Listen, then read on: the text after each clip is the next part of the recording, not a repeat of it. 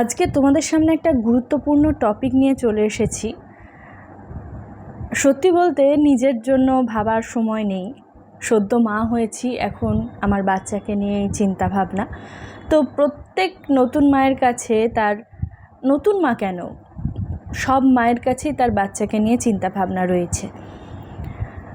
আজকের দিনে দাঁড়িয়ে আমরা কি খাবার খাচ্ছি সেটা সবাই আশা করি জানি।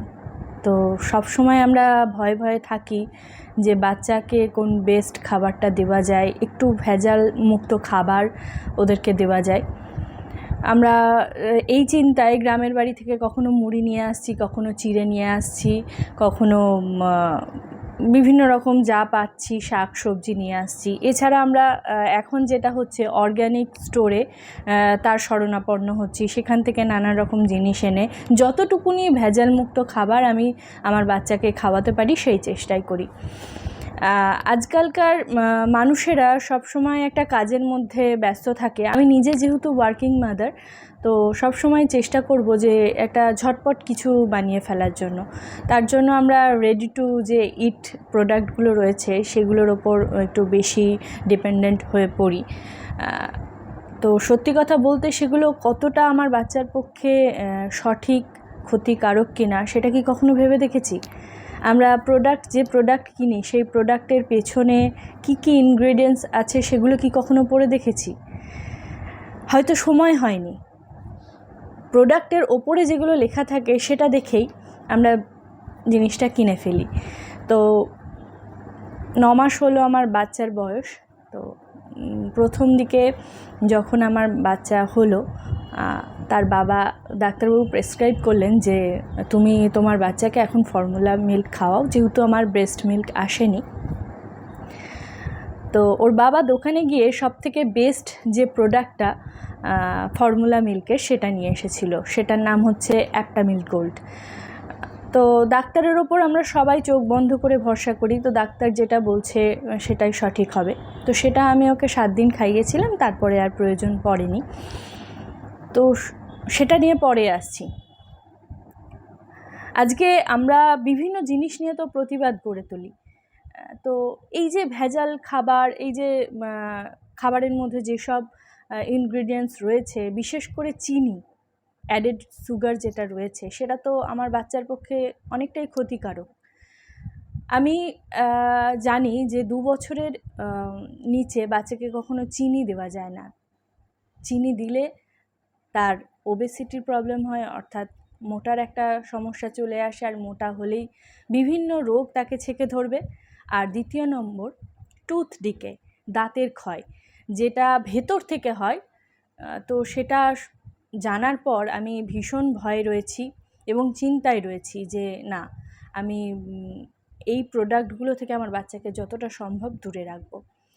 তো অনেকে প্রশ্ন করবেন যে কেন তাহলে কোম্পানি কেন এরকম প্রোডাক্ট বানাচ্ছে?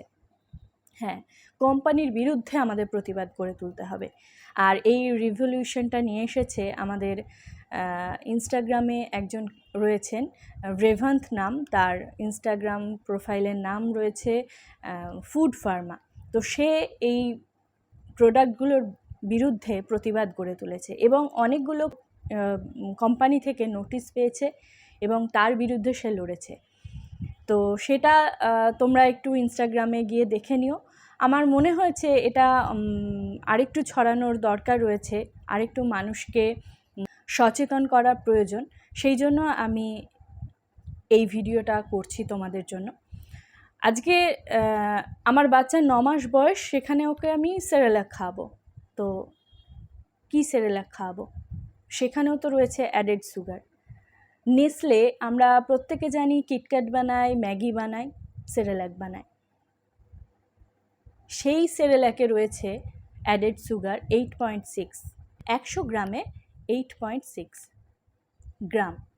তাহলে আমি চিনির পরিমাণটা বেশি খাওয়াচ্ছি আমার বাচ্চাকে, যেটা আমার বাচ্চার পক্ষে সব থেকে বেশি ক্ষতিকারক। সেখানে ইউরোপিয়ান কান্ট্রিতে কোনো রকম অ্যাডেড সুগার তারা দেয় না। তাহলে আমাদের বাচ্চারা কি ফেল না? আর ইউরোপিয়ান কান্ট্রির যে বাচ্চাগুলো রয়েছে সেগুলো মানে সবারই আগে। আমাদের বাচ্চাগুলো কোনো তাদের হেলথের দিকে নজর দেওয়ার কোনো প্রয়োজন নেই। তাহলে কেন করছে এগুলো? আজকে আমি গুগলে সার্চ করেছি যে best formula milk in India, তো সেখানে প্রথম দিচ্ছে অ্যাপটামিল্ক গোল্ড। সেখানে আমি লিখে রেখেছি অ্যাপটামিল্ক গোল্ডে সুগারের পরিমাণ রয়েছে, অ্যাডেড সুগার 100 গ্রামে 10.8 গ্রাম। তারপরে নেক্সট ছিল ন্যানপ্রো। ন্যানপ্রোয়ে অ্যাডেড সুগার রয়েছে 100 গ্রামে 35.1 গ্রাম। তারপরে রয়েছে সিমিলাক প্লাস, সেখানে অ্যাডেড সুগার রয়েছে 31.7। তাহলে কি খাওয়াচ্ছি আমার বাচ্চাকে? আমি সত্যি মানে ভাবতে পারি না যে বাচ্চাদেরও ছেড়ে কথা বলছে না কোম্পানি। তাদের মুনাফা নেওয়ার জন্য তারা আজকে কিভাবে তাদের প্রোডাক্টগুলো বানাচ্ছে, যে ভবিষ্যতে তাদের হেলথের কথা একদমই তারা ভাবছে না। এর জন্য আমাদের প্রতিবাদ গড়ে তোলা প্রয়োজন। আমাদের দরকারই নেই এইসব ফর্মুলা মিল্কের। কিন্তু সত্যি তো, যারা সদ্য মা হচ্ছে, বাচ্চারা মায়ের ব্রেস্ট মিল্ক পাচ্ছে না, যাদের আসে না, তারা কি করবে? তারা তো সেই ফর্মুলা মিল্কই খাওয়াবে। তাহলে তার মধ্যে অ্যাডেড সুগারের পরিমাণটা কতটা? যেখানে 1 বছরের নিচে বাচ্চাকে কোনো রকম নুন চিনি দেওয়া যায় না, সেখানে আমরা কতটা নিজেদের অজান্তে চিনি খাইয়ে ফেলছি। তো ফুড ফার্মার সেই দাদা বলবো না, ভাই, একটা ট্যাগলাইন বানিয়েছে, লেভেল পারো ইন্ডিয়া। তো সত্যিই আমাদের লেভেলটা পড়তে হবে যে কি কি ইনগ্রেডিয়েন্টস এর মধ্যে রয়েছে।